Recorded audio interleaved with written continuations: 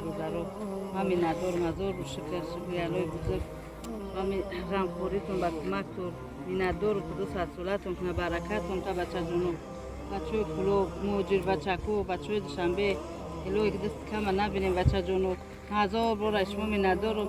که کاری سر ما میچکه خنه که یک بلای در نام خدا بخشم خداوند روزه شود یک سرپناه یک جوگ یک کسبش یک سرپناه حق بیاور به من سرپناه هم بیاور کودکم از آن نکشم در زمستان خونه کاری سر منو میچکه بچه